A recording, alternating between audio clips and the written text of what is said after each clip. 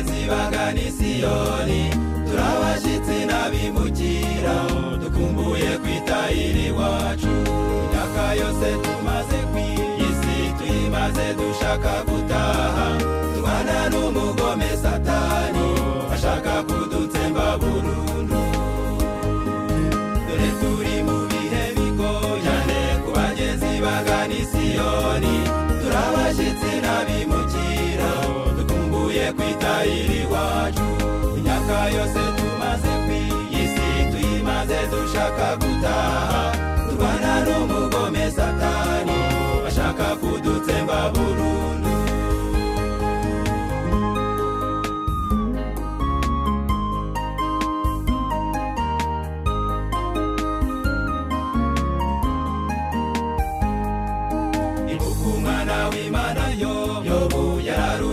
maze aratsinda Satani yamunyazibye byose barebe ko yihakana Imana ariko yobu yarashika cyane aca bugufi maze arasenga yibutse Imana amasezerano iherezo birangira atsinze ibuka umwana w'Imana yobu yarurwanye maze aratsinda Satani yamunyazibye byose barebe ko yihakana Imana ariko yobu yarashika cyane aca bugufi maze arasenga yibutse Imana amasezerano iherezo birangira atsinze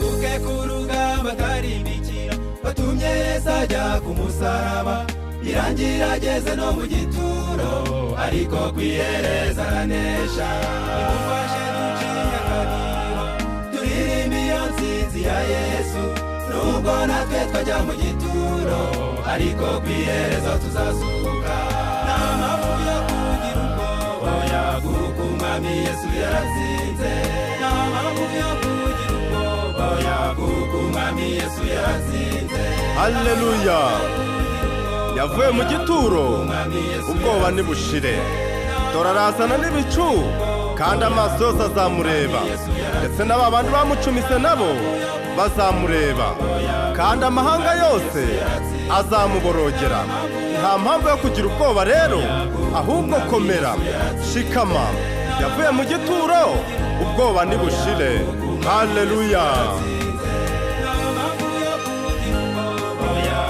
umwami Yesu yaratsinze Yesu yavuye mu gituro nimuze turirimba iyo ntsinzi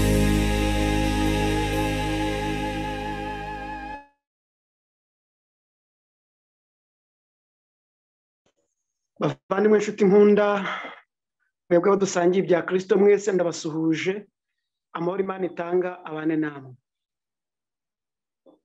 ese ukuraho video byaba byiza cyane cyangwa dukomeze biri kumvikana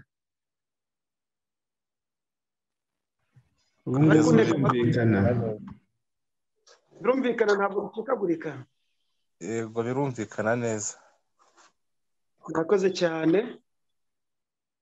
muri uru rugamba nk'uko aba baririmbyi bamaze kubigaragaza dufashe igihe mu ntambara kandi buri wese abyumve neza ko dufite urugamba rudukomereye utari kurwana n'uburwayi ari kurwana n'iki cyorezo utari kurwana n'iki cyorezo ngo bibe bimuhangayikishije cyane ari kurwana n'ibibazo bye bwite by'iterambere cyangwa se n'ibindi bibazo bimuhangayikishije ariko ikintu gikomeye kurenza ibindi byose ni intambara iri hagati y'ukuri n'ibinyoma intambara iri hagati ya Kristo na Satani uru rugamba twisanzemo buri wese akaba afite umwanya wo kururwana ngashimira Kristo watubwiye amagambo agomba kudukomeza kandi akaturemamo ibyiringiro aboneka mu butumwa bwe bwanditswe na Yohana mu gice cya 16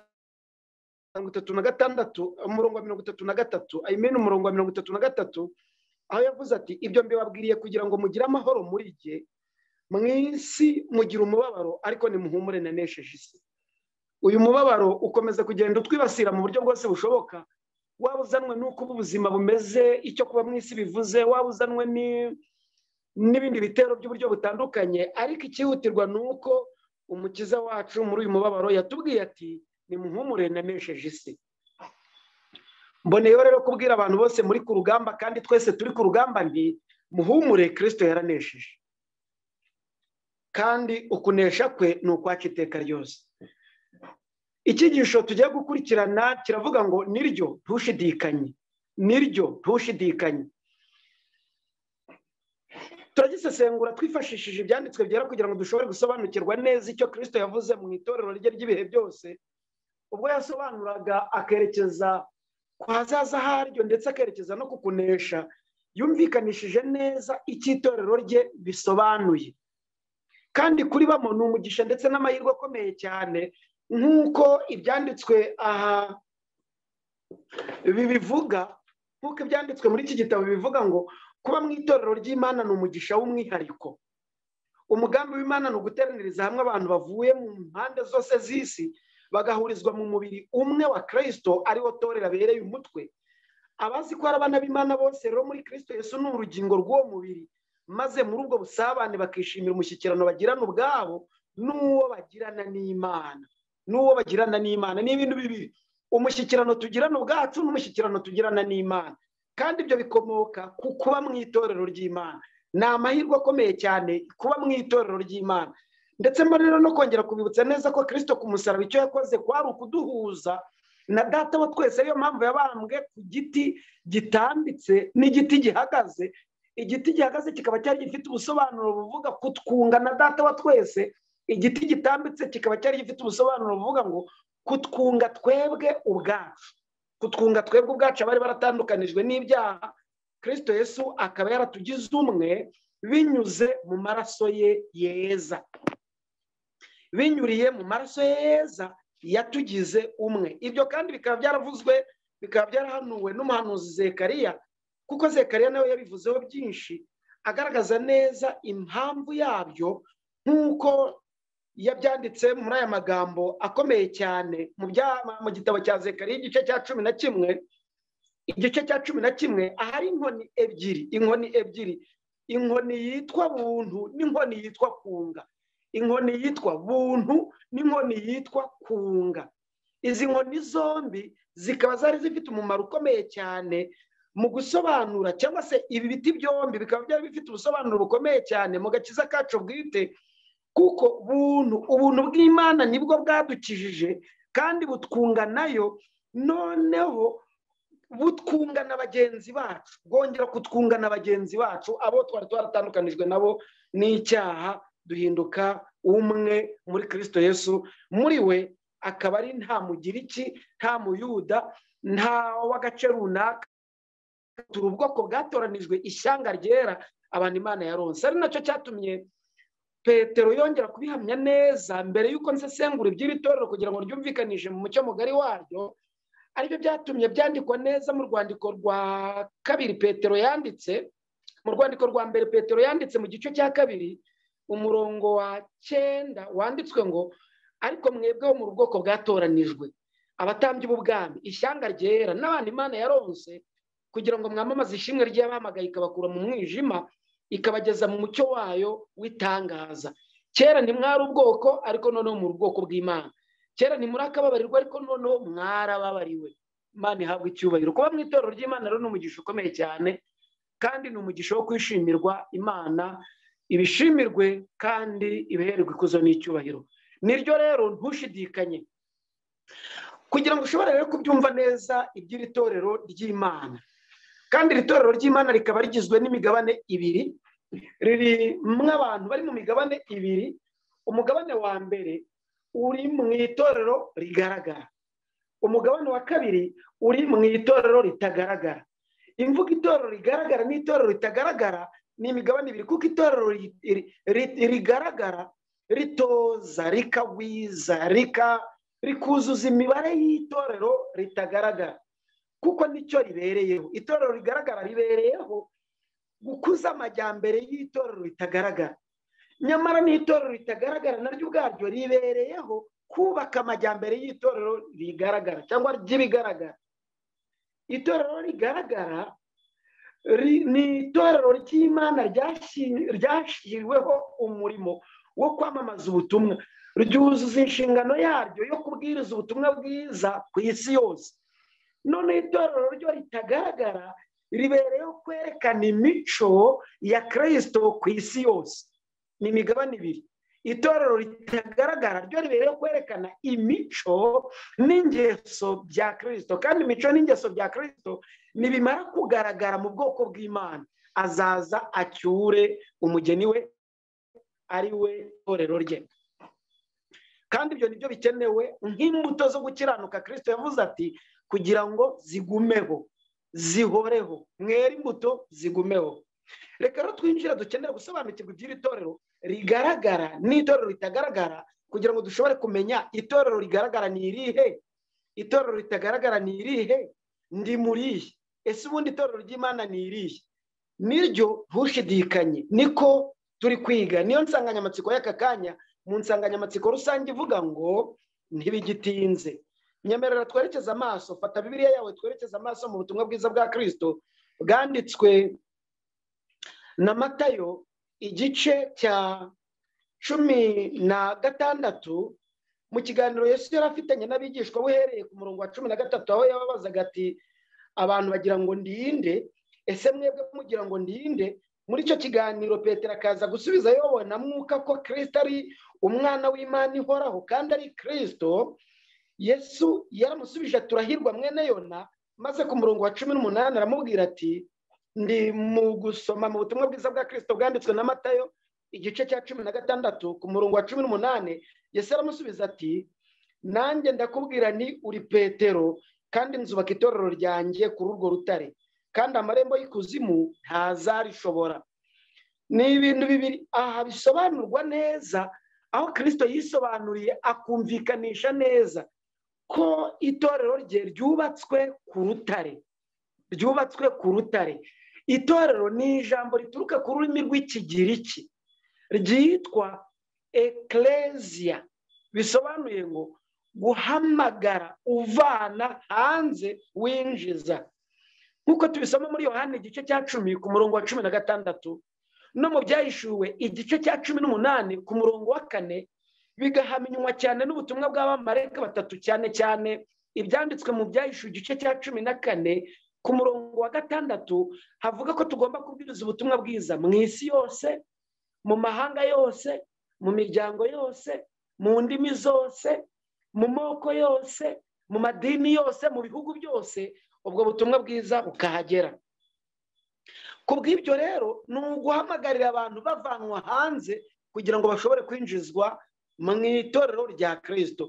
Yesu rero yakoresheje iri jambo bwa mbere muri Matayo igice cya 16 umurongo wa 18, asobanura neza itorero rye. Muri Bibiliya ingeri yasohotse mu 1993, iri jambo naha ryasobanuwe neza, ryatuwe ko itorero ari irya Kristo.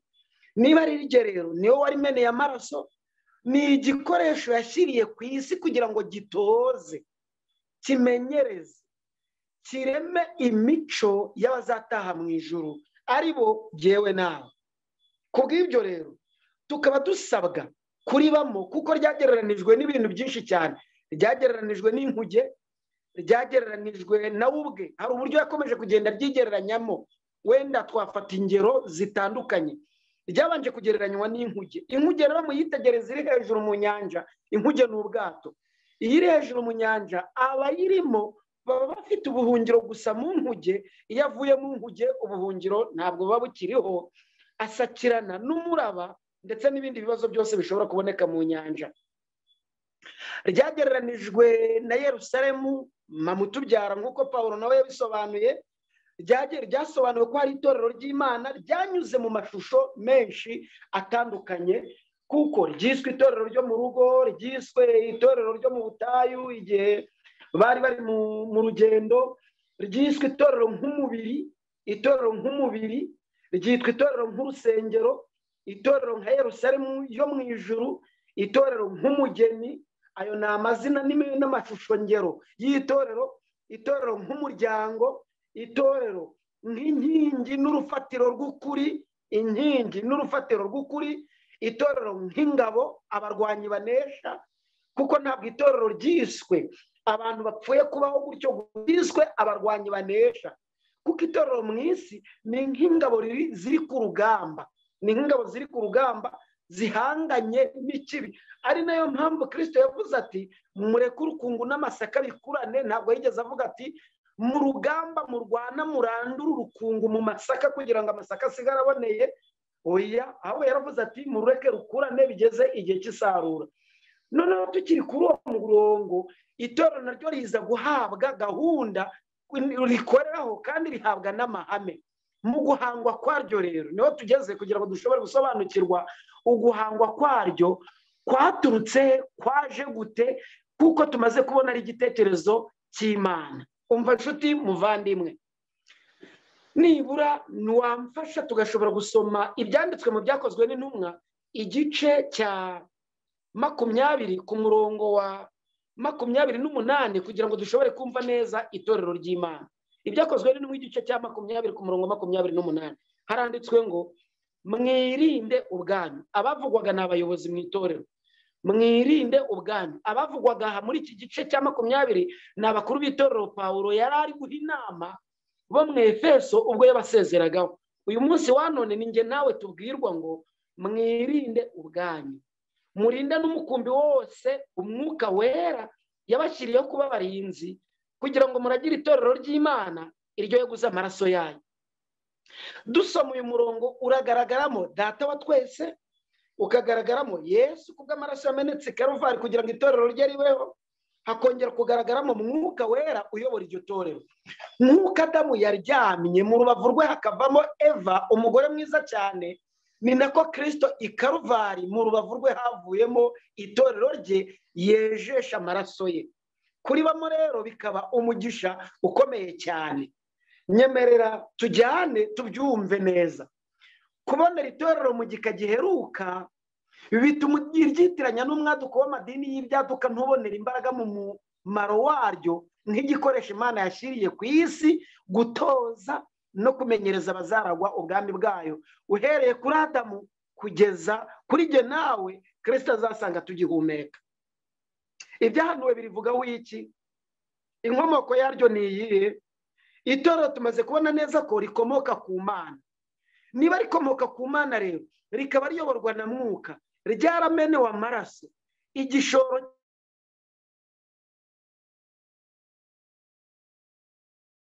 ntukagomera itorero rya Kristo, niryo mvuga. Ntukagomera Imana kuko igishoro cyaryo kiri Karuvari. Ntabwo ari itorero ry'umuyobozi runaka uriyoboye iwanyu, ntabwo ari itorero ry'umuyobozi runaka uriyoboye mu karere, si itorero ry'umuyobozi runaka uriyoboye mu ntara, si itorero ry'umuyobozi runaka uriyoboye ku rwego rw'igihugu ngo nibura riba rirye, nta nubwo ari itorero ry'umuyobozi runaka uriyoboye ku rwego rwa General Conference, ku rwego rw'isi yose. Ni itorero rya Kristo.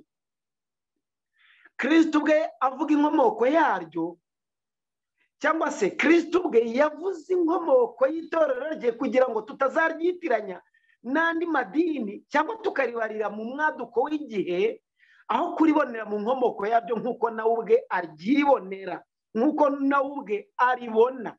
Yaryise umugore we, yaryise umugeni we, ndetse Yeremiya arivugaho, Yesaya arivugaho, yarivuze nk'igishubaziko. Igihe Isirayeli yananiranaga yaryise umugore w'umumaraya, cyangwa se umugore ubana n'abamaraya, yarivuze nk'umugore ugomba kwitandukanya, yarivuze nk'umugore wasanzwe ahantu runaka yatawe kugira ngo hakurwe. Byavuzwe mu mashusho menshi atandukanye hakurikijwe uburyo nyiraryo yaribonaga. Ariko ikinejeje yarivuze ko ari itorero ryera, ameshesha amaraso ye, yuhagiza amaraso ye, yambika gukiranuka, yambika gukiranuka ari wo mwambaro uhisha isoni z'ubwambure bw'abayigize, kandi itorero arwanirira.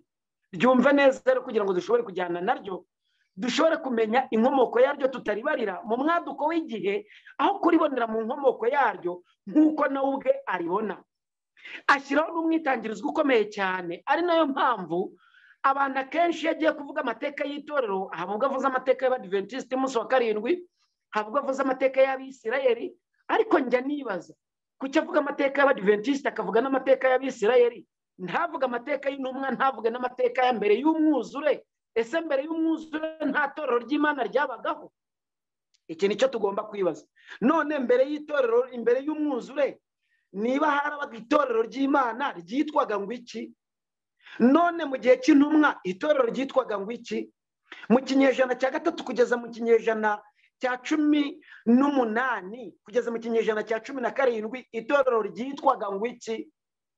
Ibi nibyo tugomba kwibaza kugira ngo dushobore gusobanukirwa neza n'itorero taza kuryitiranya tukishuka, ugasanga turi kubiribarira mu gihe runaka. Nk'uko nyiraryo yabyivugiye mu ndirimbo ya Salomo. Nyemerera tunyarukire dufatanirije hamwe. Fata Bibiliya yawe aho uri kandi unkundi ugende wandika amasomo, kuko hari igihe biri buze kunsaba gukoresha gusoma no kukumenyesha amasomo gusa kugira ngo uyandike uze gufata umwanya uyasubiremo utuje. Ariko ubu ngifite uburyo kandi ngifite umwanya, nyemerera dufatanirize hamwe gusoma amagambo ari mu ndirimbo ya Salomo. Mu ndirimbo ya Salomo igice cya 6 udutangiranye n'umurongo wa 8 kumva neza itorero rya Kristo. Handitswe ngo hariho abamikazi 60 n'inshoreke 80 n'abakobwa batabarika. Aya magambo sinzi niba uyumvise mu murongo wayo. Umurongo wa 8 wose Yesu Kristo cyangwa se Imana Data wa twese yavuze mu bwinshi bw'amadini akomeye akurikiyeho nayoroheje utamenya umubare wayo, maze asobanura neza iby'itorero rye mu murongo wa 9. Kuko mu murongo wa 8 yavuze amadini atabarika. Nk'uko mu Rwanda ikigo cy'igihugu cyitwa RGB, ikigo cy'igihugu cy'imiyoborere RGB, mu mwaka wa 2018 mu kwa mbere cyatangaje ko mu Rwanda hamaze kuboneka amadini asaga arenze 2,000, kandi buri dini ryose ryiyita ko riri mu kuri. Ndetse ku cyegeranyo cy'isi cyasohotse muri uwo mwaka wa 2018 mu kwezi kwa 4 bagaragaje ko hamaze kuboneka amadini asaga 36,000. None mu madini asaga 36,000 ni irihe torero ry'ukuri ririmo? Umwami Imana bisobanura neza byumvikanishije muri iyi ndirimbo ya Salomo mu gice cya 9 ati, inuma yanjye naciye akayonga niwe gusa, ni ikinege cya nyina, ni umutoni w'uwamubyaye. Abakobwa iyo bamubonye bamwita Uwahiriwe, ndetse abamikazi n'inshoreke nabo baramusingiza. Imana ntishyira urujijo mu basomyi b'ibyanditswe byera ngo basigare bari kwicuza, bari no kwibaza bashakisha uko bamenya ukuri, kuko ukuri ko kurasobanutse kandi kurumvikana. Ubwo yasobanuraga iby'itorero ryayo yeruye ko nta ryaribanjirije nta n'irizariheruka, mu mvuga ebyiri zikomeye muri uyu murongo wa 9 ngo ariko inuma yanjye naciye akayonga niwe gusa. Aya magambo yumvikane neza mu mvugo ya mbere, mu mvugo shusho ngo inuma naciye akayonga. Abakuru muri biteraniro muzi neza ko guca akayonga kuvuzwe hariya bikunze gukorwa cyane kandi bibaho, byakundaga kubaho mu muco w'abakurambere bacu, w'ababyeyi bacu batubyaye, ba sogokuruza na ba mama. Ku bantu bafite ababyeyi bakuru mubizi neza ko iyo bashingirwaga babahekaga mu ngobyi. Mubizi neza ko muri uwo muco w'Abanyarwanda batswe mu ngobyi hari abatwarwaga mu kirago bakagenda bagikinza imbere, kimwe bagikinza imbere ikindi bagikinza inyuma, umugeni arimo hagati. Akenshi na kenshi yashingirwaga uwo bataziranye batarambagizanije kandi bakabana. Guca akayonga rero iyo umukobwa yabaga yaraciwe akayonga n'abandi agashaka muri urwo rugo, yagendaga atari isugi, birumvikana niyo mvugo ya none.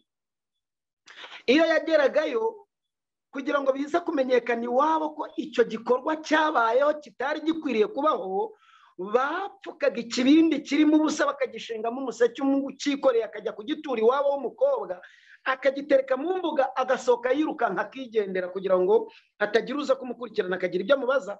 Se na nyina bakwitegereza ibya cya kibindi bagahita babona neza ko umukobwa bashingiye agaseke kari karataye umutemeri. Ariyo mvugo ya Bibiliya aha ngo ariko inuma yanjye naciye akayonga. guca akayonga rero yabaga ari imibonano mpuzabitsina hagati y'umuhungu n'umukobwa bashakanye, ari bwo bwa mbere bagiye gukora icyo gikorwa batari basanzwe barigeze bagikoraho. Nk'uko n'ubusanzwe n'uyu munsi wa none iyo bibayeho biba ari uburyo bwiza cyane bukomeza urwo rugo, cyane cyane iyo rwubakiye kuri Kristo Yesu. Reka ngaruke rero,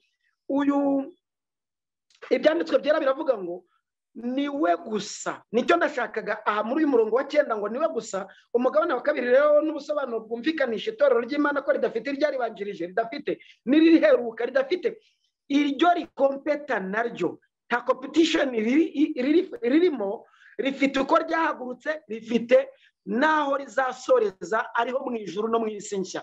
Ntabwo ari itorero rizasoza amateka yaryo kuko ritubakiye ku muntu, ritatangijwe n'umuntu, si itorero ry'umuntu nk'uko bamwe bajya bagoreka amateka yaryo ngo ni itorero ryatangijwe n'umusirikare, ngo ryatangijwe n'umugore, ngo ryatangijwe n'iki, ngo ryatangijwe n'intumwa. Oya, ni itorero ry'Imana.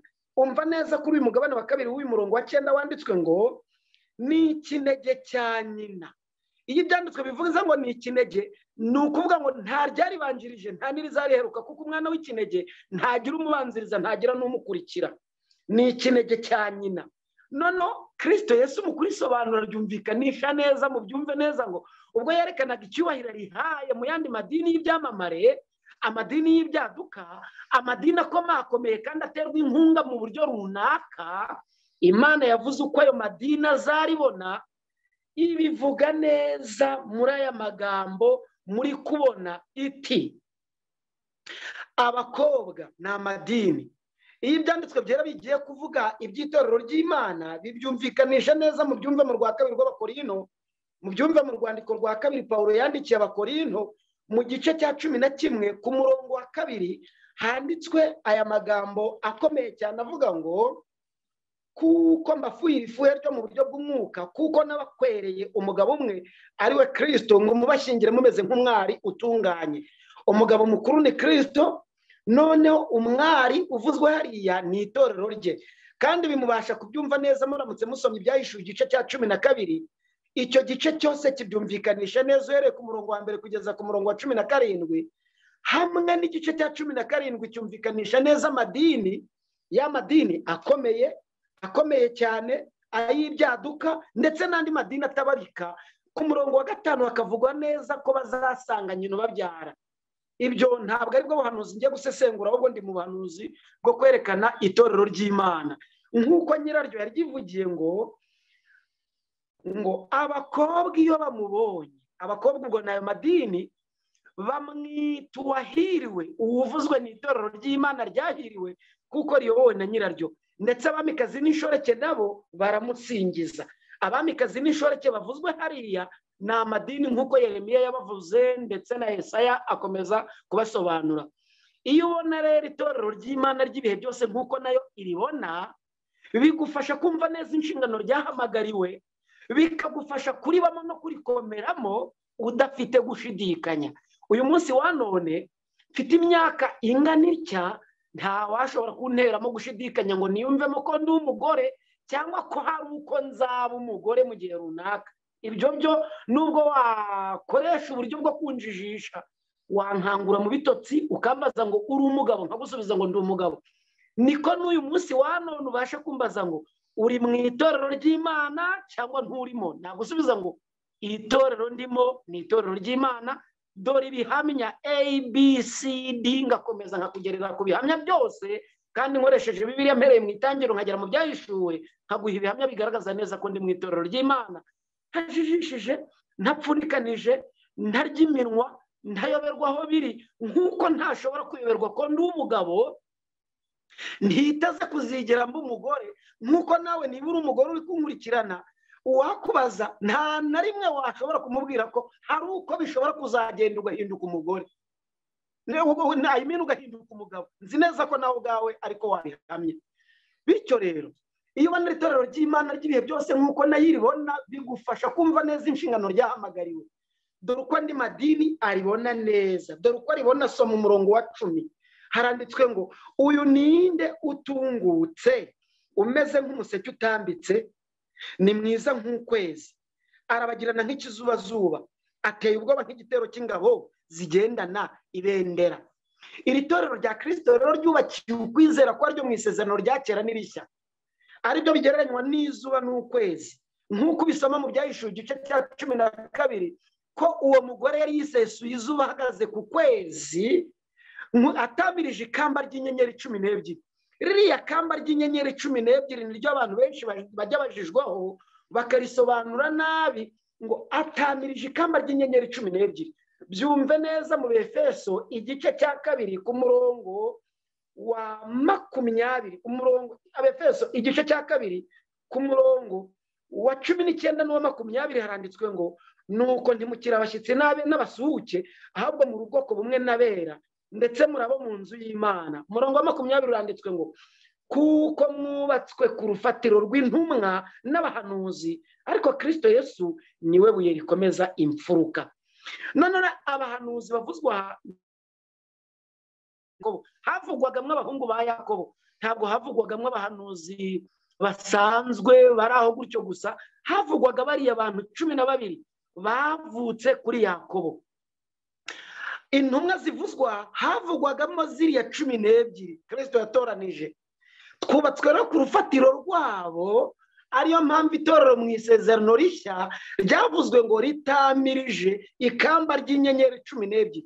Inyenyeri rero zivuzwaho zumve neza mu Byahishuwe, inyenyeri zivuzwe hariya byumve neza mu Byahishuwe igice cya mbere, byumve neza mu Byahishuwe igice cya mbere ku murongo wa 20, ariko mpereye ku murongo wa 16. Yesu Kristo mu kuboko kwe kw'iburyo yari afashe inyenyeri 7, mu kanwa ke havamo inkota ityaye ifite ubugi impande zombi. Niba mu kuboko kwe kw'iburyo rero yari afashe inyenyeri 7, ubu ni ubwiru bukomeye cyane. Inyenyeri zivuzwe hariya ni abayobozi nk'uko inyenyeri arizo zayoboye, dore ko Baramu nawe yavuze ati dore ndareba inyenyeri ye mu buhanuzi bwe. Kandi mwibuke ko abanyabwenge b'iburasirazuba mbere yuko bamenya ko Kristo yavutse babimenyeye ku nyenyeri, irabayobora ibageza aho Kristo yavukiye. Inyenyeri rero ni umuyobozi. Bayobozi b'itorero muri mu biganza bya Kristo, kandi ni muri mu kiganza cy'ibumoso, muri mu kiganza cy'iburyo, muri mu kiganza cy'iburyo, kuko byanditswe ngo mu kuboko kwe kw'iburyo yarafashe inyenyeri. Ubuyobozi bw'itorero bwose buri mu kiganza cy'iburyo cya Kristo Yesu. Ariyo mpamvu budashobora kuyoba, budashobora kuyobya, budashobora kugusha itorero kuko ryo ritazagwa. Twamaze kubibona neza muri Matayo igice cya 16 ku murongo wa 18 ngo n'amarembo y'ikuzimu ntazarishobora. Niba rero n'amarembo y'ikuzimu atazarishobora, impamvu ni iyi, ni uko n'abakarigushije bari mu kiganza cy'iburyo. Aho kugira ngo barigushe arabarekura, aho kugira ngo barigushe yabarekura. We yahindukira akarwana nabo, akajugunya, agafata abandi akabashyira mu kiganza cye cy'iburyo. Imana ihabwa icyubahiro. Sinzi niba muri kubyumva neza ku murongo wabo, byumvire ku murongo wo kubyumviraho. Yabarekura aho kugira ngo arekure itorero rye, kuko ryaturutse mu rubavu rwe. Niba ryaraturutse mu rubavu rwe, aryejesha amaraso ye, ntiyiteze kurirekura. Bitewe n'umuyobozi runaka wananirana muri ryo, yamurekura ariko ntiyarirekura.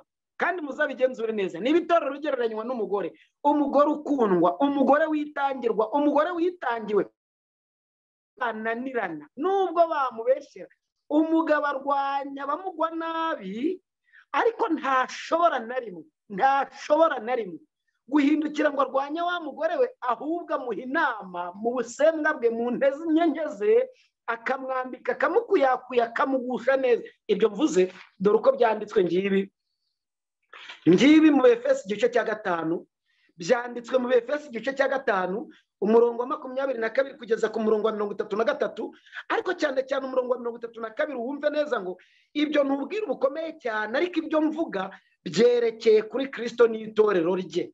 Niba rero byerekeye ibiri hagati y'umugabo n'umugore, inama zihabwa umugabo, inama zihabwa umugore, biri hagati ya Kristo n'itorero rye, ntabwo Kristo yiteze kureka itorero rye. N'ikimenyimenyi, dore icyo umwuka w'ubuhanuzi rivugaho nubwo ntari nimbika ngo nsesengure iby'iryo torero, ndyumvikanishe neza turimenye iryo ari ryo mpereye mu nkomoko yaryo, ariko nyemerera ubanze wumve amagambo ari muri iki gitabo cyitwa ubutumwa bwatoranijwe, igitabo cya kabiri, ingeri yasohotse mu mwaka w'ibihumbi 2011 ku rupapuro rwa 313.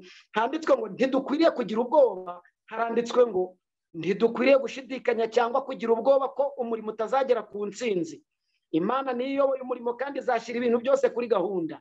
Niba hari ingingo zikenewe gutunganywa ku ruhembe rw'imbere rw'umurimo, Imana izahashyira ubufasha kandi igira icyo ikora ngo ikosore amafuti yose. Ni mutyo twizere ko Imana igiye gutwara ubwato bw'agaciro kenshi butwaye ubwoko bw'Imana bukabugeza ku mwaro amahoro, bukabugeza ku mwaro mu mahoro. None ubwato buvuzwa hari itorero, ubwoko bw'Imana buri muri ryo. Noneho umwaro ni inyanja, ni ibibazo byo mu isi, ni iyi si, ni imiyaga, ni intambara, ni inyigisho, ni ibibazo bihungabanya by'uburyo butandukanye, ariko Imana izayobora ubwo bwato ibugeze ku mwaro amahoro. Nta nubwo babwiriza butumwa mu byumve neza, babandi mujya muvuga ngo buzasekura nk'uko ubwato bwari butwaye Pawulo bwasekuye intaza mu nyanja bwerekeza Ikereti.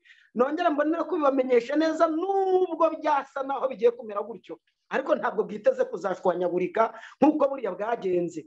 Byumve neza ku rupapuro rwa 319 rw'iki gitabo, 318 rw'iki gitabo haranditswe ngo dukwiriye kwibuka ko nubwo itorero ryaba irinyantege nkerite ndetse rikaba ridatunganye, nicyo kintu cyonyine ku isi Kristo ahanzeho ijisho rye, ahora aryitayeho kandi akarikomeresha mwuka we wera. Imana ihabwa icyubahiro.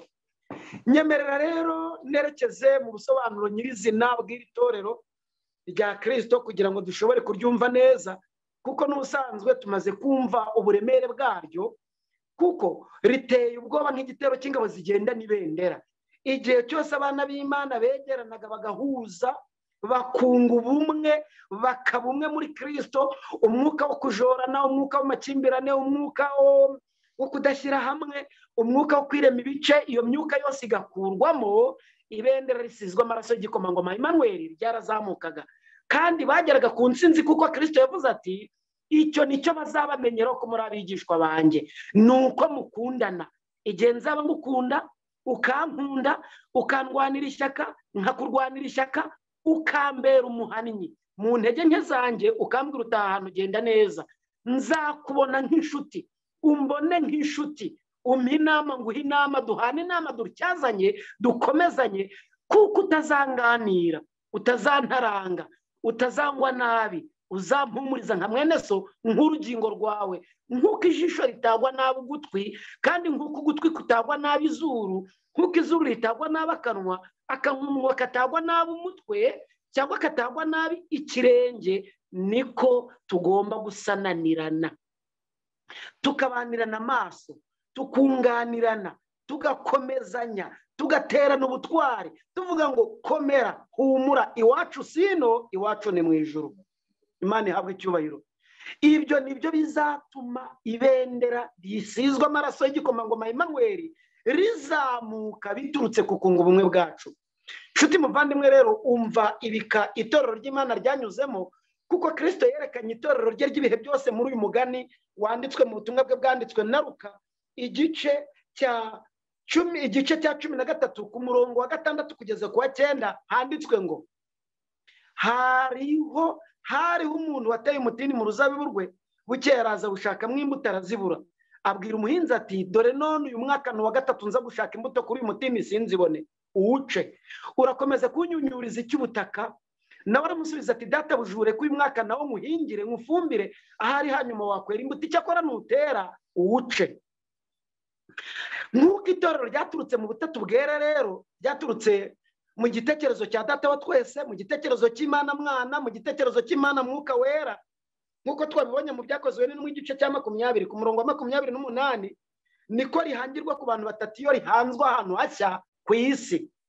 Mu migani 40 Kristo yaciye, uyu ni wo wonyine werekana ibika bine itorero rye ryaciyemo riri ku rugamba, kandi ku iherezo rikazanesha. ibyo bikaba ine rero nyemerera dusangira aya makuru yo kubimenya kugira ngo dushobore kumenya inkomoko y'itorero ry'Imana n'umusozo waryo. Igika cya mbere cy'itorero ry'Imana ryiswe abana b'Imana. Bisome mu Itangiriro igice cya gatandatu umurongo wa 2. Itangiriro igice cya gatandatu umurongo wa 2. Niho uraza gusanga aya magambo avuga ngo abana b'Imana. Aba bana b'Imana bavugwaga hano bene Seti. Babyara abana b'Imana bareba abakobwa b'abana b'abantu ari beza cyane, ari beza. Abana b'abantu bavugwaga aha ni bene Kayini. Babareba ari beza, barongora mwabo batoranyije bose. Iki cyari ikizira kuko Seti yari yarabibwiwe, Adamu yari yarabibwiwe, nk'uko tubibwirwa mu byanditswe byera ko gushyingiranwa k'uwizera n'utizera ari ikizira bitemewe. Byari byaravuzwe kandi birandikwa. Ni nako Kristo yakomeje kubishimangira nk'uko yabyanditse kandi abyeruye mu rwandiko yandikiye yabwiye Pawulo akarwandikira Abakorinto, cyangwa se nk'uko Pawulo yabishuriwe akabyandikira Abikorinto mu rwandiko rwa 2 mu gice cya 6, abyumvikanisha neza ko gushyingiranwa k'uwizera n'utizera, kubana k'uwizera n'utizera bitemewe. Ku murongo wa 14 kuzageza ku murongo wa 18 ndetse n'igice cya 7 umurongo wa 1 kugeza ku murongo wa 4, kubyumva neza ko bitari byemewe. Muvandimwe, iri torero ryahangiwe kuri Adamu, Abeli na Seti. Bagombaga kwerekanira Imana cyangwa se bagombaga kubahira Imana muri iyi mibereho. Muri ibi bagombaga kubahira mu Imana. Ni igiti cyabuzanijwe bagombaga kwitondera no kwitwararika, nkuko tubibona mu Itangiriro igice cya 2 ku murongo wa 15 kugeza ku wa 17. Bagombaga kwitwararika ku kubahiriza isabato, nkuko tubibona mu Itangiriro igice cya 2 ku murongo wa 1 kugeza ku wa 3. Bagombaga kwitwararika ku bukwe, nkuko tubibona mu Itangiriro igice cya 2 ku murongo wa 18 uwa 21 kugeza ku wa 24. Kandi bagombaga no kwitwararika ku yandi mategeko na gahunda yo kuramya, nkuko tubisoma mu Itangiriro igice cya 4 umurongo wa 3 kugeza ku wa 12. Adamu asohoka muri Edeni yasohokanyemo imihango ibiri ikomeye, umuhango w'isabato n'umuhango w'ubukwe.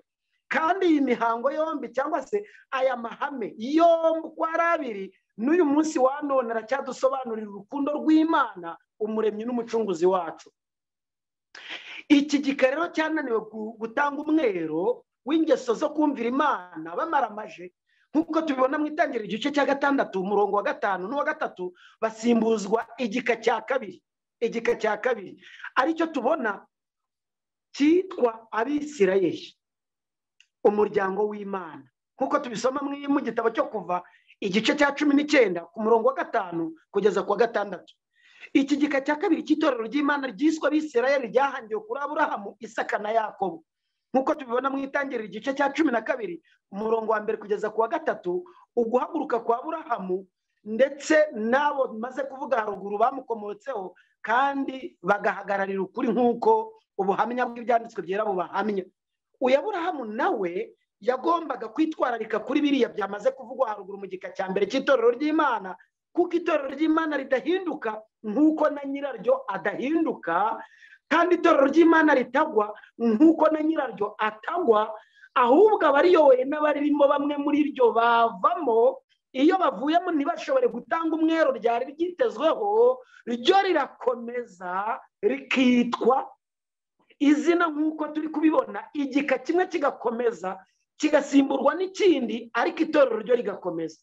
Igika kiva kigasimburwa n'ikindi ariko itorero ryo rigakomeza, rikomeza urugendo rwaryo. Byumve neza, bagombaga kwitwararika ku giti cyabuzanijwe cyaje gusimbuzwa cyangwa se kugereranywa n'icya 10.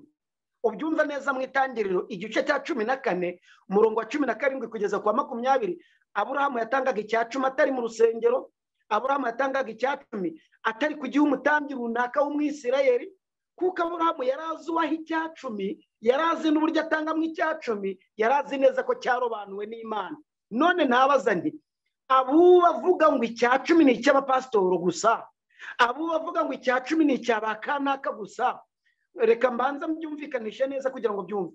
Abubu barwanya itorero harimo abavuga ngo icya 10 cyari cy'abatambyi n'abarewi ngo abo bavuyeho. None niba baravuyeho rero ntibagikeneye icya 10, ahubwo natwe twese turi abatambyi, ngo ubwo n'uwo ari we wese yagikoresha. Muyisoma he ko Aburahamu yarazo agomba guha icya 10 nk'uko tubisoma mu Itangiriro igice cya 14 umurongo wa 17 kugeza ku wa 20, atigeze agira urujijo muri byo. Kandi tukanabisoma mu Itangiriro igice cya 28 ku murongo wa 20 kugeza ku wa 22, Yakobo ko yarazuwa icya 10 akamenya n'imihigo agomba guhiga n'uburyo agomba kuyihigura. Kandi muze gusoma no mu Gutegeka kwa kabiri igice cya 14 ku murongo wa 22, mu rugendo rwabo bari bazi neza iby'iryo tegeko, bararyitwararikaga. Icya kabiri, bitwararikaga ku isabato. Aburahamu ikigaragara nuko nawe ubwe yayiruhutse. Dore gihamya mu Itangiriro igice cya 26 ku murongo wa 5 haranditswe ngo kuko Aburahamu yanyumviraga akitondera ibyo namwihanangiririje n'ibyo nategetse n'amategeko yanjye nandikishije nayo navuze. None niba Aburahamu yari yitonderaga amategeko Imana yandikishije, Imana yari yandikishije ryari? Ko Aburahamu yabayeho Isirayeli kaza kubaho nyuma y'imyaka isaga 1700, Aburahamu yari yarapfuye kugira ngo amategeko yongere atangwe ku bisate 2 by'amabuye byandikishijweho urutoki rw'Imana iyaha Mose. Niba aya mategeko atarahozeho habariwemo n'isabato, Aburahamu yaba yaritondeye amategeko Imana yandikishije ayakuye hehe? Bivuze rero ngo uku kwitondera amategeko kwa Aburahamu nuko ibihe byose uhereye muri Edeni, nk'uko Adamu yitwararitse ku isabato, niko Aburahamu yitwararitse ku mategeko y'Imana habariwemo n'iryo rya 4, kuko iyo Aburahamu yica isabato byari kwandikwa. Urugero, yarongoye umugore wa kabiri witwa Hagari, birandikwa. Iyo yica isabato byari kwandikwa. Urugero rwa kabiri, yafashe umuhungu we Isaka ajya kumutamba, bibuzwa na marayika ari ku musozi Moriya, birandikwa. Iyo yica isabato byari kwandikwa. Abubu rero nta rwitwazo rwo kwica isabato babona. Ikindi Aburahamu yitwararitseho nabi igihe cye ni ukwitwararika ku bukwe na gahunda yo kuramya, kuko yohereje igisonga cyera yazani ngo ajye kumusabira mu muryango w'abubaha Imana. Ntabwo yigeze asaba umugeni hariho hose abonye, ndetse n'andi mategeko no kwitanga guturutse ku kumvira Imana. Ibyo byose byari biri mu byo bagombaga kwitwararika nk'umwero Kristo yari abitezeho. Aburahamu rero yarazi gutandukanya ijwi ry'Imana ndetse n'ijwi rya Satani. Yarwanyaga kwikunda, akarwanya ubugugu, akarwanya inarijye n'ishyari, ari nacyo cyatumye yitwa inshuti y'Imana. Igika cya 3 cy'itorero ry'Imana rero ryiswe itorero ry'intumwa, kuko twabibonye ngo uyu ni umwaka wa 3 nza gushaka umwero sinkubone. Iri torero ry'intumwa rero nk'uko tubibona mu Efeso igice cya 20 igice cya 2 ku murongo wa 20, ryahangiwe kuri Kristo intumwa n'abigishwa. Ibyo basabwaga kwitondera no kwitwararika kugira ngo bashobore gutanga imbuto nk'umwero w'ingeso nziza, ni kimwe n'ibyo twabonye mu bika byabanje. Bagombaga kwitwararika ku isabato, bakitwararika ku cya 10, bakitwararika ku bukwe, bakitwararika no ku kwitanga biherekejwe no kuramya. Ibi barabyubahirije. Ku isabato Yesu yarayubahirije. Muri Luka igice cya 4 ku murongo wa 16 niko byanditswe. Mu byakozwe n'umwe igice cya 13 ku murongo wa 13 kugeza 16, hamwe n'umurongo wa 42 n'uwa 44, bitwararikaga ku isabato mu buryo bwose bushoboka. Batangaga icya 10, dore ko icya 10 kitigeze kivanwaho no kubambwa kwa Kristo Yesu. Igice cya 23 ku murongo wa 23, Kristo ntiyigeze abacyaha ngo amenyekanishe ko itangwa ry'icya 10 rigomba kuvanwaho n'igitambo cye cyatambiwe i Karuvari. Ndetse no mu mpuguro no mu nyigisho abigishwa n'intumwa bakomeje gutanga, bagaragaje ko icya 10 kizakomeza umurimo wacyo. Byumve neza mu Baheburayo igice cya 7 ku murongo wa 8 handitswe ngo kandi muri twe abantu bapfa nibo bahabwa 1/10. Muri twe abantu bapfa nibo bahabwa 1/10. Niba rero ibi byarakomeje, byumve n'umuhango w'ubukwe. muri Yohana igice cya 2 ku murongo wa 1 kugeza ku wa 11 Kristo yatashye ubukwe bw'Ikana y'i Galilaya. Bigaragaza neza kongera guha agaciro uwo muhango, guha agaciro iryo hame.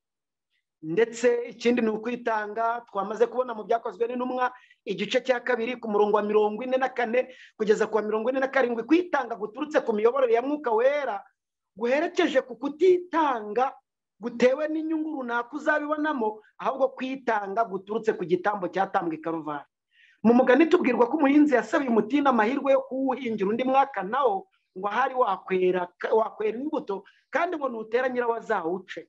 Urabisoma muri Luka igice cya 13 ku murongo wa 8 kugeza ku wa 9. Aya yari amahirwe ya nyuma byarenguriraga ku itangizwa ry'igika cya 4 cy'itorero ry'Imana ry'ibihe byose, aricyo gika giheruka kandi gisoza amateka y'itorero ku isi mu rugendo rwaryo riva muri Edeni rijya inyuma ya Edeni, riva inyuma ya Edeni ryinjira muri Kristo Yesu, riva mu isi rizamuka mu ijuru. Byumve neza, mu mugani no tubwirwa ibi byaranguriraga ku itangizwa ry'igika cya 4 cy'itorero ry'Imana ry'ibihe byose, aricyo giheruka. Nyuma yacyo ni ukurimburwa no gutwikwa kw'amashami y'imanya umwero w'imbuto yasabwaga, ariyo mirimo myiza iturutse ku rukundo no ku kwizera. Kandi izi mbuto zivuzwa uzisome neza. Izi mbuto nk'umwero zumve neza, tuzisome dufatanirize hamwe kuzisoma mu Banyagalatiya cyangwa se mu Bagalatiya igice cya 5 ku murongo wa 22 zari imbuto z'umwuka. Abagalatiya igice cya 5 ku murongo wa 22 ni imbuto z'umwuka. Izo mbuto z'umwuka rero, izo mbuto bari bitezweho ni urukundo agape, urukundo ukunda utamwikundiyemo kubw'icyo umuca, ahubwo urukundo umukunda kuko yacunguwe. Urukundo umukunda kuko yacunguwe ni urukundo, ni ibyishimo, ni amahoro, ni ukwihangana, ni ukugira neza, ni ingeso nziza, ni ugukiranuka, ni ukugwa neza no kwirinda. Iki kintu cyumvikane neza. Izi mbuto nizo bari bitezweho. Ibi rero ntabwo bashoboye kubigeraho nk'uko byasabwaga, maze Imana itangiza igika cya 4. Si uko intumwa zitabigezeho, ahubwo intumwa zimaze gupfa kuko zo ubwazo zageze ku nshingano yaryo, ku nshingano y'icyatumye Kristo ashyiraho iryo torero. Ariko abakurikiyeho kuko nabo babarwaga muri icyo gika, aribo mu kinyejana cya 3 bashyizeho amahame atandukanye y'uburyo butandukanye kandi arwanya itorero ry'Imana, kuko hagiyeho ayo mahame hajyaho umwijima ukomeye cyane w'ibihe bitandukanye, byatumye hatangizwa igika cya 4. Igika cya 4 cy'itorero ry'Imana rero ryiswe abategereje mu munsi wa 7. Abategereje rero byaje ryari? Reka tubisome. Iri torero iki gika cya 4 cyahangiwe ku butumwa bw'abamarayika 3, marayika wa 1, marayika wa 2 na marayika wa 3. Nk'itorero ryasigaye tubona mu byahishuwe igice cya 2 ku murongo wa 17. Reka tubanza dusome inkomoko y'iki gika. Turayisoma mu gitabo cy'umuhanuzi Daniyeli igice cya 12 ku murongo wa 12. Handitswe ngo reka mpere ku wa 11 urabyumva neza. Uhereye igihe igitambo gihoraho kizakurirwaho bagashyiraho ikizira cy'umurimbuzi, hazacaho iminsi 1290. Hahirwa uzategereza akageza ku minsi 1335. Uku gutegereza rero kuvuzwa, iyi minsi yari ivuzwe nuko nta muntu n'umwe ku isi bigeze ayirama, kuko dusoma muri Ezekiyeli igice cya 4 ku murongo wa 6 ngo umunsi umwe ungana n'umwaka. Imyaka 1335 nta n'umwe wigeze ayirama. None ibyanditswe biravuze ngo hahirwa uzategereza akageza ku mwaka w'1335. Yatangiye kubarwa mu mwaka wa 508 nyuma y'ivuka rya Kristo. Kandi iyi myaka 1335, imyaka 1290 n'imyaka 1260 ibariwe mu myaka 2300. Iboneka muri Daniyeli igice cya 8 ku murongo wa 14. Yabazwe uhereye mu mwaka wa 457 ku itegeko rya Aritazeruzi kugeza mu 1000 uyu mwaka w'1335 usoreje mu 1444, aho umunyamahirwe yagombaga kwakira ubutumwa bwa marayika wa 1 ubwa marayika wa kabiri bikamushoboza kubwiriza ubutumwa bwa marayika wa gatatu. Dore uko byanditswe mu gitabo inyandiko z'ibanze. Igitabo inyandiko z'ibanze ingeri yasohotse mu mwaka w'ibihumbi 2013 ku paje ya 70 haranditswe ngo Uwiteka yanyeretse kenshi imibereho y'ubukene bw'amasaro anyanyagiye hirya no hino atarigeze agezwaho umucyo w'ukuri kugenewe iki gihe, maze anyereka ko abatwaye ubutumwa bakwiriye kwihuta kubageraho vuba vuba kugira ngo babahe umucyo. Maze paje 71 hakandikwamo hagati ngo ntabwo abantu bose bamamaje ubutumwa bwa marayika wa mbere n'ubwa kabiri n'ubwa marayika wa kabiri bagomba kuvuga n'ubwa gatatu, ndetse na nyuma y'uko bamaze kubwakira neza, kuko bamwe bagiye baba mu makosa n'ubuyobe bwinshi ku buryo icyo bashoboye gusa ari ukubanza gukiza amagara yabo. Baramutse bayoboye abandi bazababera uburyo bwo kubaroha. Ariyo mpamvu babwirije ubutumwa bwa marayika wa mbere n'uwa kabiri, batabwirije ubutumwa bwa marayika wa gatatu, kandi bahamagarirwaga kwizera ubutumwa bwa marayika wa mbere, uwa kabiri n'ubwa gatatu, kuko ababwizeye bakabugenderamo nibo bashobojwe kubwiriza ubutumwa bwa marayika wa gatatu, nk'uko muri iki gitabo hakomeza kugenda habigaragaza. Inshuti mukundwa rero, iki gika cyiswe abategereje, nk'uko twamaze kubibona muri Daniyeli igice cya 12, cyiswe abategereje. Kimaze kwitwa abategereje, umunsi wa karindwi uzanwamo n'ikirero, wazanwemo n'ubutumwa bwa marayika wa mbere, nk'uko byanditswe mu Byahishuwe igice cya 14 umurongo wa 7, kongera kugaruka ku kibanza cy'intumwa n'abahanuzi, kugaruka ku rufatiro rw'intumwa n'abahanuzi, kugaruka mu butumwa bwa katanga ka mbere, kugaruka mu kuramya Imana umuremyi yaramye ibintu byose mu minsi 6, uwa karindwi iraruhuka. Uwa karindwi rero nicyo cyawuzanyemo, rihangirwa ku butumwa bw'abamarayika batatu tubona mu Byahishuwe igice cya 14 ku murongo wa 6 kugeza ku wa 12. Nk'itorero ryasigaye tubona mu Byahishuwe igice cya 12 ku murongo wa 17 riri ku rugamba. Iki gika rero nticyasabwaga ibiciye ukubiri n'ibyasabwe byakibanjirije, kuko twubatswe ku rufatiro rw'intumwa n'abahanuzi, kandi Kristo Yesu akaba ari we buye rikomeza imfuruka. Ntabwo tugomba kwizera kunyuranye n'itorero ry'Imana. Tugomba kwizera nk'igika cya mbere cyahangiwe kuri Adamu, Abeli na Seti, nk'igika cya kabiri cyahangiwe kuri Aburahamu, Yakobo na Isaka, nk'igika cya gatatu cyahangiwe kuri Yesu, intumwa n'abigishwa, kandi iki gika cya kane nicyo gisoza amateka y'umurimo, amateka ku isi. Tugarutse rero no mu Byahishuwe igice cya 2 n'icya 3 tubona amatorero 7. Si uko ari amatorero 7, ahubwo ni itorero ry'Imana mu bihe 7. Ibyo bihe rero igihe cya 7 aricyo cyitwa Laodikiya, nta kindi kizagisimbura ngo haboneke igihe cya 8 cy'itorero ry'Imana cyangwa itorero rya 8, kuko Laodikiya niryo rigirwa inama, niryo riburirwa, niryo rihamagarwa kuva mu bunyarodikiya, niryo rihamagarwa kuva mu mihango no kutihana no kudakizwa, niryo rigirwa inama yo kwakira umuti wo gusigwa ku maso, niryo inama y'umugabo wo guhamya w'ukuri agira inama yo kugura imyenda ariko gukiranuka kwa Kristo, ndetse no kumuguraho ubutunzi ariyo zahabu yatunganirijwe mu ruganda, ari byo byitwa kwizera n'urukundo, tugahabwa gukiranuka, ndetse na Mwuka Wera akuzura ubugingo bwacu, tukabona gutaha iwacu mu ijuru. Muvandimwe inshuti nkunda rero, kubavuga ngo iri torero ryabaye Babuloni ni ukwibeshya. Ntabwo ryigeze riba Babuloni, kandi ntiriteze kuzigera riba Babuloni, ahubwo ni itorero riri ku rugamba. Umva nawe, mu gitabo cyitwa ibizaba mu minsi y'imperuka ku rupapuro rw'192 haranditswe ngo umushukanyi mukuru aravuga ati, ikiduhangayikishije cy'ingenzi ni ugucecekesha burundu agatsiko k'abaruhuka isabato. Amaherezo tuzagira itegeko rizatwemerera gutsemba abantu bose banga kuyoboka ubutware bwacu. Ibyo birongera kumvikanisha neza rwa rugamba turimo kandi isanzemo. Nyamara iyo dusomye neza dusanga ari intambara hagati ya Kristo na Satani. Byumve neza, muri cya gitabo cyitwa ibizaba mu minsi y'imperuka ku rupapuro rwa 45 haranditswe ngo itorero ryasigaye rizashyirwa mu igerageza rikomeye n'umubabaro.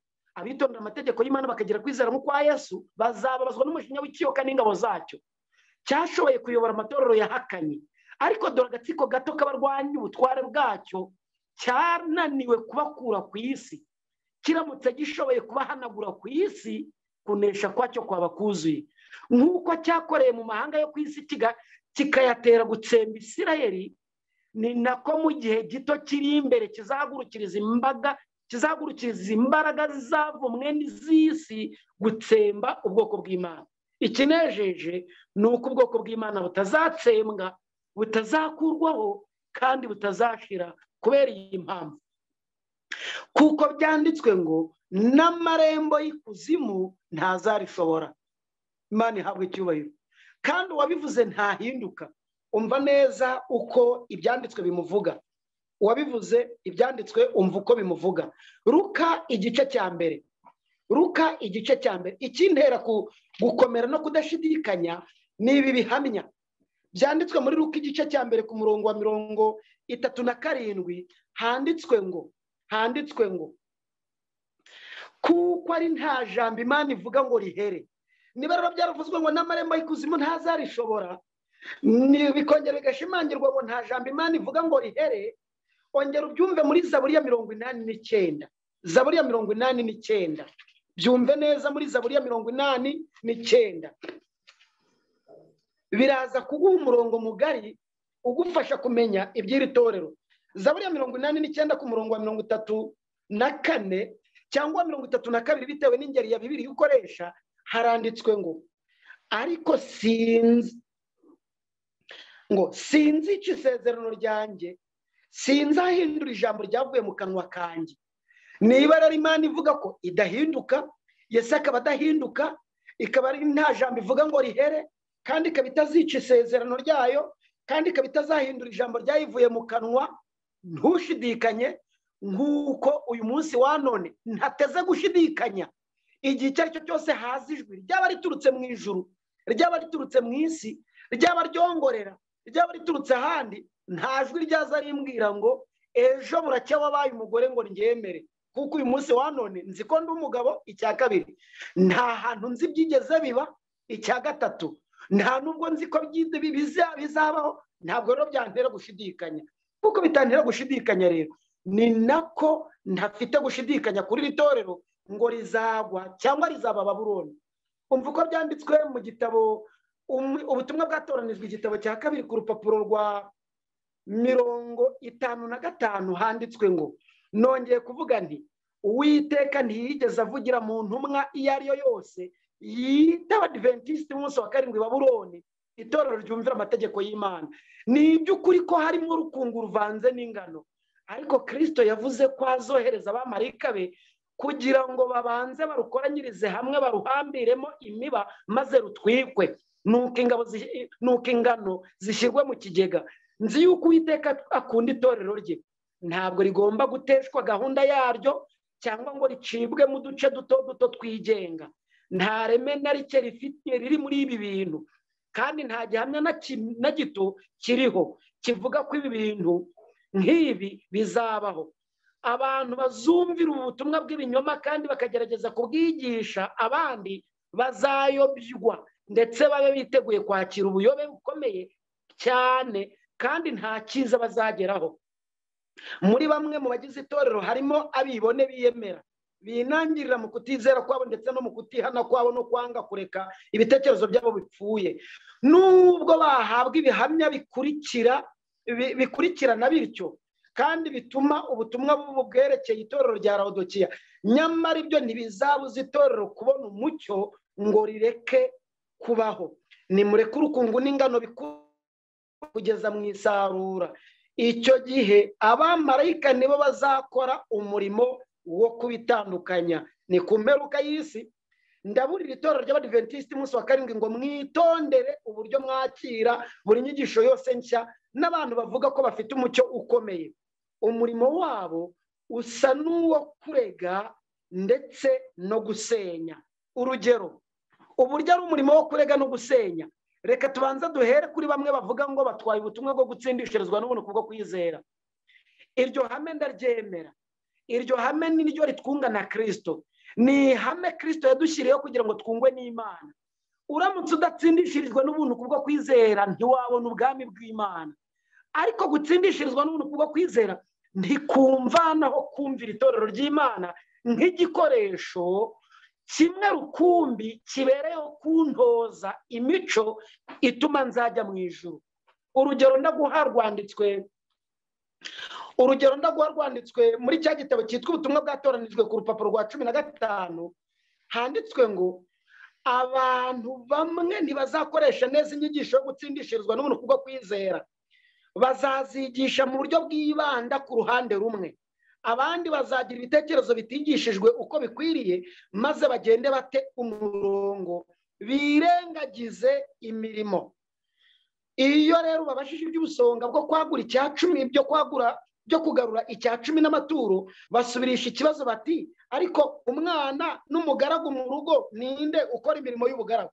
Maze basubiza uti ni umugaragu, bagahita bagusubiza ibyanditswe muri Luka igice cya 17 ku murongo wa 10 hagaragaza neza, ndetse na Yohana igice cya 8 umurongo wa 36 ngo nitumara gukora ibyategetswe n'amategeko tujye tuvuga tuti turabagaragu batagira umumaro, ngo kandi umwana natubatura tuzaba tubatuwe by'ukuri. Nyamara ibi biba birengagije ibyanditswe mu butumwa bwatoranijwe igitabo cya 2 ku rupapuro rwa 16 handitswe ngo uwatsindishirijwe by'ukuri ntabwo ashobora kuba umuntu ugandisha abandi cyangwa ngo akoreshe amagambo ashaririye kandi ngo agaye cyangwa acireho iteka abandi. Nyamara uzumva baciraho iteka abayobozi, bazaba baciraho iteka abandi, barababwira ngo imbabazi zararangiye. Harimo abashyizeho ibihe byo kurangira kw'imbabazi mu kwa 7 k'umwaka washize, mu kwa 12 k'uyu mwaka warangiye. Abandi bari kuvuga bati imbabazi zararangiye, kandi iyo bavuze ngo zararangiye barabwiriza. Iyo basunikiye amafaranga kuri momo barayakira bakayabikuza, kandi bakongera bakababwira bati muhuze imirongo kuri conference call, twongera tubabwirize, tujye kuri Zoom, tujye kuri WhatsApp, tujye kuri Wikipedia, tujye mu buryo ubwo aribwo bwose bwa social media tubabwirize. None ko umurimo warangiye muri kubwiriza ibyiki? Ku murimo warangiye murabwiriza ibyiki? Nshuti muvandimwe, ntibagutere gushidikanya, niri torero ryonyine rizasoza umurimo. Umva neza amagambo ari mu gitabo cyitwa Inama ku Busonga. Mu gitabo cyitwa Inama ku Busonga ku rupapuro rwa 41 haranditswe ngo umwizera wese akwiriye gukunda itorero abikuye ku mutima. Ukwiriye gukunda itorero ubikuye ku mutima, bikure ku ndiba y'umutima, ukunda itorero rya Kristo. Umwizera wese akwiriye guharanira ko rigubwa neza. Niba itorero ari urugo, niba itorero ari ubwato, niba itorero ari umubiri wa Kristo, ninde wakwishimira ko umubiri we ugubwa nabi? None se ninde wakwishimira ko umubiri wa Kristo ugubwa nabi? Uramenye ntukubagane ku mubiri wa Kristo, ntukubagane ku itorero rye. Umwizera wese akwiriye guharanira ko rigubwa neza, kandi akwiriye kwiyumvamo ko ari inshingano ye yera kwifatanya n'itorero, kubera yuko byamugirira umumaro aramutse abyihitiyemo, kuko n'ubundi rishobora kugera kuri byinshi bisumbyeho, kandi bisumbyeho riramutse ritamufite. Umuntu wese afite ubushobozi bwo kugira icyo akora mu murimo w'Imana. Hari abantu bakoresha amafaranga menshi mu buryo butari bukwiriye, hari abakoresha igihe cyabo mu buryo butari bukwiriye, hari n'abajora bakazana inyigisho zijora zihinyura. Ibyo ntibikwiriye. Nshuti muvandimwe, kunda itorero. Nicyo gikoresho cyonyine Kristo azavana ku isi akizamure mu ijuru. Nirerero ni uburyo budutoza imico mbonera, naho turuhukira, naho dusabanira. Ni uburyo bwo ni mama utubyara, nk'uko ibyanditswe byera bibigaragaza. Itorero nka mama utubyara, itorero ryo mu rugo, itorero ryo mu mudugudu, itorero ry'ibunaka, itorero ryaho iwanyu, ni igikoresho Imana yatoranije.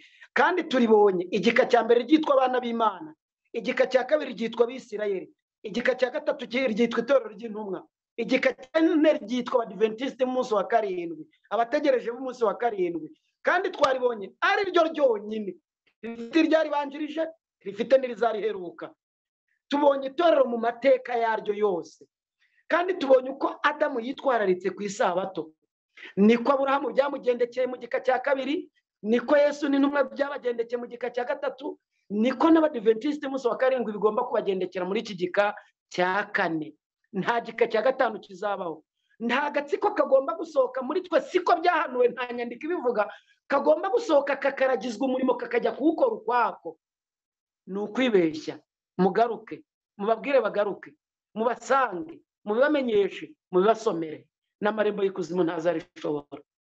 Imana y'amahoro ibahe umugisha kandi bagirire neza, ibashoboze kurikunda, gukunda itorero, kuryitangira no kurikorera umurimo Kristo ashaka ko turikorera, kugira ngo ubwazerekanwa ku bicu tuzagororerwe kimwe n'abandi bakomeje kugenda bitangira uwo murimo, nka Pawulo, nka Nikodemu, nk'abatubanjirije, ndetse barimo na Petero, Yakobo n'abandi bakomeje kugenda bitangira uwo murimo w'itorero babwiriza mu buryo bubagoye, na Stefano watewe amabuye ari kubwiriza, abatanze imitungo yabo babwirizaga hakoreshejwe impano n'ubundi buryo, ariko bakuyakuya itorero batuma rigubwa neza. Mureke dutume rigubwa neza mu izina rya Yesu, amen.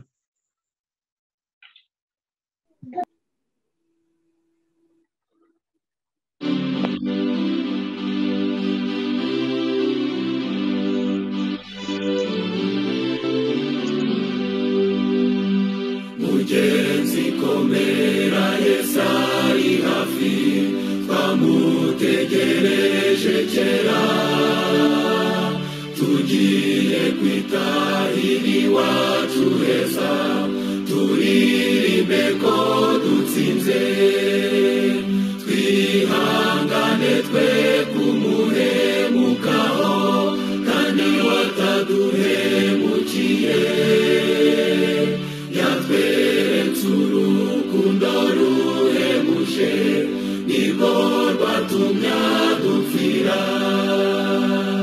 Mugenzi komera, utegereze umudugudu w'izahabu, wateguriwe abakiranutsi, niho tuzaruhukira. Ihangane, ntabwo tuzaguma mu buhanya no mu miruho, hari umwijima uzataburuka, igitondo gitangaze. Mugenzi komera, dore araje, uwo muremyi wa byose, azanye n'abamarayika benshi, azanye n'ingororano. Ihangane ugeze igihe umukiza azamubwira aya magambo, ngo mugaragu mwiza ukiranuka, igire mu munezero. Mugenzi ujye uhora wihanganye, komeza kwizera kwawe, amarira yawe ahanagurwe, maze uzahabwe n'ikamba. Ihangane mwene data, ni koko isezerano rye ni impamo, uzibanirayo n'abakijijwe na Yesu umukiza wacu.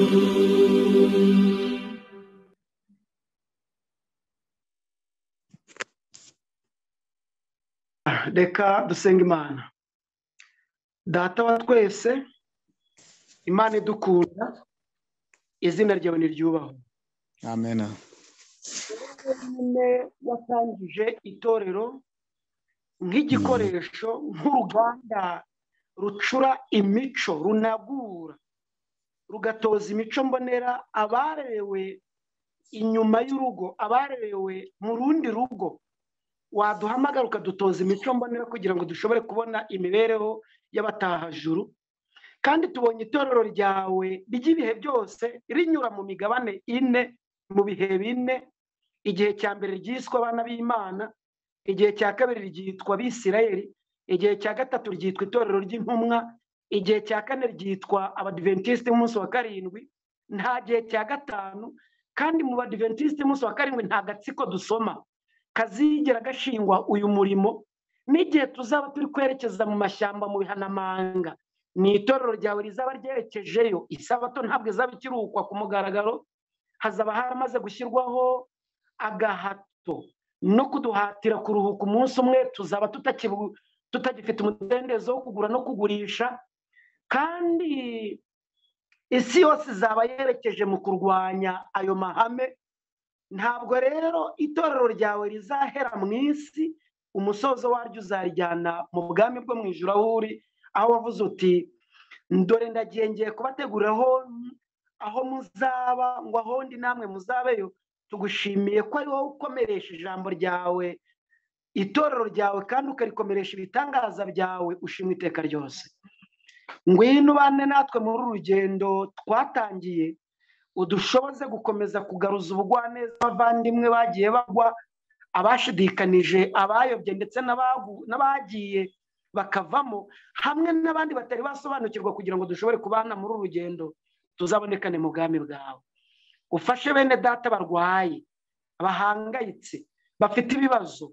Hari abafite ibibazo by'amadeni, amakredi ku mabanki, mu bimina, mu baturage, mu mabutike n'ahandi. Hari abahangayikishijwe n'ubuzima, bafite indwara karande, abahangayikishijwe n'iki cyorezo, abacyanduye, abari mu kato, ndetse n'abandi. Ongera ubibutse neza ko uri Imana yabo, kandi kuri kumwe nabo, ubahumurize kandi ubakomeze. Hari abahangayikishijwe n'ibura ry'urubyaro, hari n'abababyaye bahangayikishijwe nabo. Buri wese ufite uko ahangayitse, umuhumurize data, kandi ukomeze abayobozi b'itorero ryawe, dore ko twasomye ko bari mu kiganza cy'iburyo. Ubakomeze, udukomeze, ukomeze abizera, kandi ubashikamishe, ubatere ibyiringiro n'ubutwari no gukomeza kwitangira umurimo, kugira ngo tuzagororerwe rya kamba ritangirika. Tubisabye mu izina rya Yesu, amen.